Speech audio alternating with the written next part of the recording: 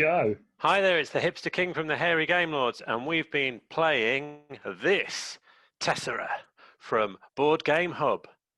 What do we think? Stay tuned and we'll tell you all about it.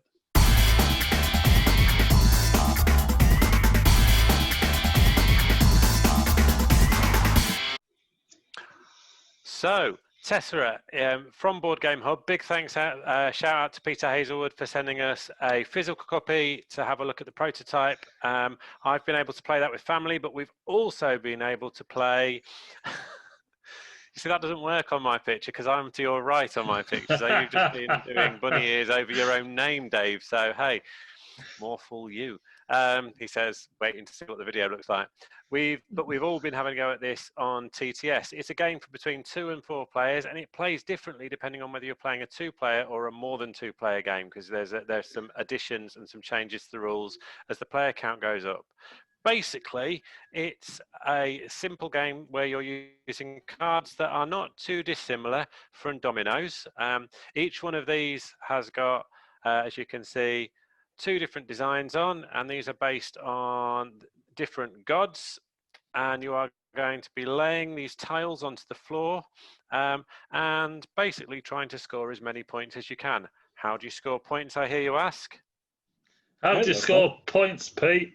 Dave, you're with it, thank you. Whenever you place 2 cards together where they've got matching gods or more than 2, you then have a choice with your scoring, and this is the bit I loved about the game. We'll come back to it in a bit. You have your scoring board there, and basically for each one of the different gods you have a little god scoring chit, and it starts in the 1 column, and when you lay a card, if you can choose then to either move that chit up 1 column, and now it goes into the 2 column, and so on all the way up. And if you manage to score 2 colors at the same time, you can move both of those up one into the next one. Or you can put victory points equal to the number of visible squares in your grid. So if we had that, we'd be able to score 3 red, and you would put 3 victory points in whichever column the red one is. And at the end of the game, this is the brilliant bit. Basically, you multiply whatever victory points you've got in this column by the number above it. So if you can get some victory points over here into the 5 column, each victory point is worth 5. It's only worth 1 in this point. So it's a balance between moving your different gods up the columns. Do you go for just moving 1 or 2 right up to the end, or do you try and meet everybody in the middle? Lots of choice. It is so simple, this game, in terms of how quick and easy it is to pick up, but there is a whole lot of strategy in the actual gameplay, and I loved this scoring mechanism. I've never seen that in a game. It may exist, but I've not seen it, and I just loved that. It was so clever and so neat. It was just brilliant. Right, I'll shut up and pass on to the other guys who'll jump in and talk about what they thought, no doubt. Who's going to go for it? Oh, it's me, isn't it? Yeah. So, Tessera, right. We played at 2-player. I think it's possible to play 2, 3, 4.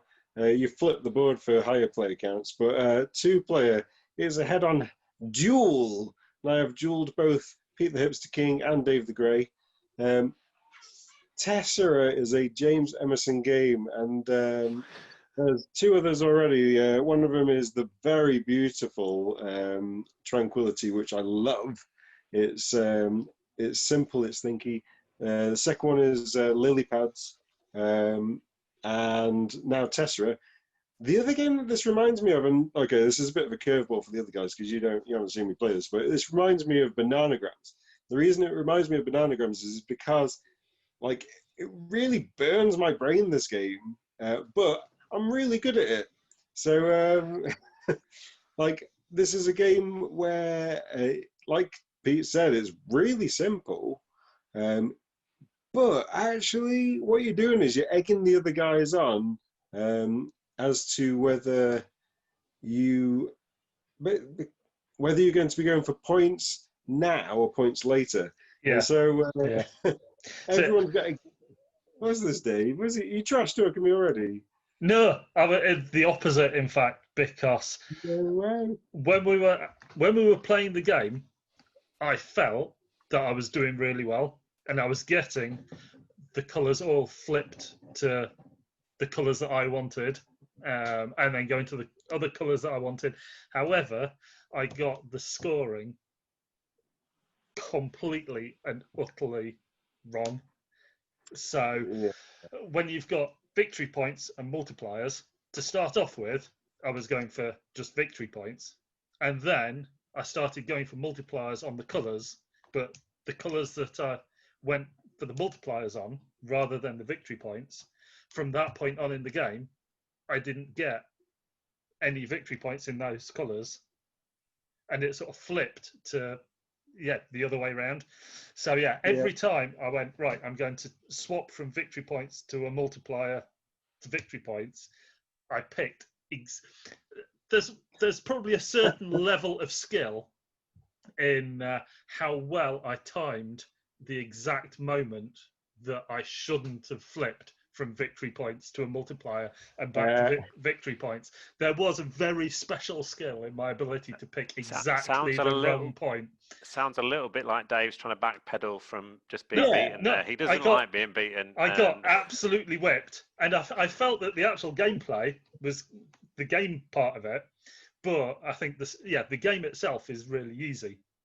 Kind of like sort of Othello or something like that, where you're just flipping only a multicolored Othello, where you're flipping just the cards to different colors. One of the things that I was just going to say, one of the things you can do, obviously, once a card has been laid like that, you can choose to lay your card over the top of another one, so you can overlay and cover up. And so very quickly you can build some really nice larger patterns. And like Othello, very quickly all of those patterns can be flipped back to something that you didn't want. So I'll be entirely. I just completely misjudged the scoring at every possible opportunity. I made a complete pig's ear of it. The actual playing, kind of like in Othello, when you think, "Oh, I'm doing really well here. Oh, it's all going fantastically well," and then all of a sudden somebody just puts. I don't know how much you guys have played Othello, but you think it's all going swimmingly, and then somebody just goes, "Right, I'm just going to flip that one," and then everything just falls apart. That was me playing Tessera. I was quite cocky in the middle, and then when it actually came to scoring, I realised that it had all gone disastrously wrong, and James had given me a sound thrashing. Well, I mean, there's that. So one of the things I love about this game is everyone has exactly the same cards.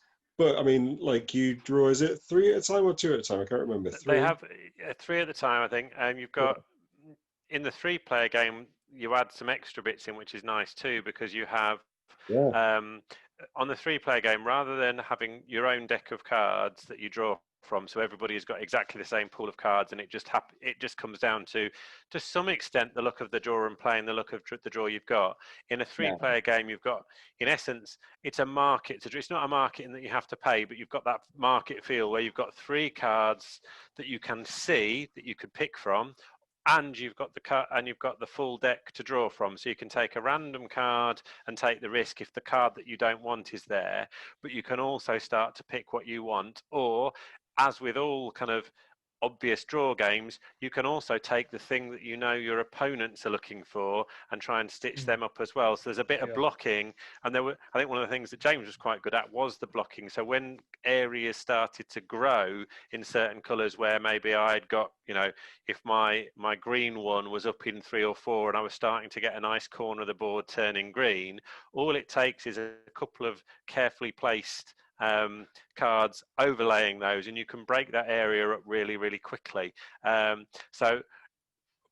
with the 3-player game, the other thing that I really like is the board gets bigger and has got a central piece that divides it into 4 quarters. And basically, whenever you play a card, you place this token on top of that, and that guards that corner of the floor, and no more tiles can be laid on that corner for the next turn. So you can start to block your opponents. And if you lay a card across the middle section, i.e. across 2 quarters, that whole half of the board is blocked for the next player's turn. So there's a lot. when it makes it that little bit more, a little tougher when you go up to 3 players. There's even more to think about, but also allows for, I guess, a little bit more player interaction in terms of that. After the first couple of games, when you've got the scoring down, which is what you have to do to learn. You learn first of all, but on your second or third game, you're starting to keep your head up and look at what everybody else is doing, and start to try and spoil as well as grow your own score. That's the thing about it, because you've got everyone's working on their own multipliers as well as laying the stuff. It's public information as to what people are investing in. And so if I can see that Dave's going for purples and greens, I'm not going to let him get purples or greens. And I'm going to make him think I'm going for blues when actually I'm going to sneak attack him with my reds. Beautiful game. It's so nice, so neat. It's so simple. I love games that are just like, they're just so well designed. I don't know, I can't put my mouth around the words, but they're just so neat. I love it. It's just so simple, beautifully put together. Getting your head around the scoring is where the trick is with this game. The actual playing is almost secondary. It is that figuring out what you're going to go for with scoring and outthinking the other person so they're not blocking you. The only thing I have against this game is you have to know a little bit of maths to figure out your score at the end, and I just hate maths. You needed a little bit of help to add your numbers up, didn't you, James? I didn't even have to take my shoes and socks off, so it wasn't. And one thing to throw in that I know, because with the prototype we got 2, I think these are going to be at least modules, or that they throw in probably, I don't know if it'll be stretch goals, I'm not quite sure how it'll work, but there are 2 additional types of card that they're going to add to the main game. So the first are, in essence, your classic doubles from dominoes.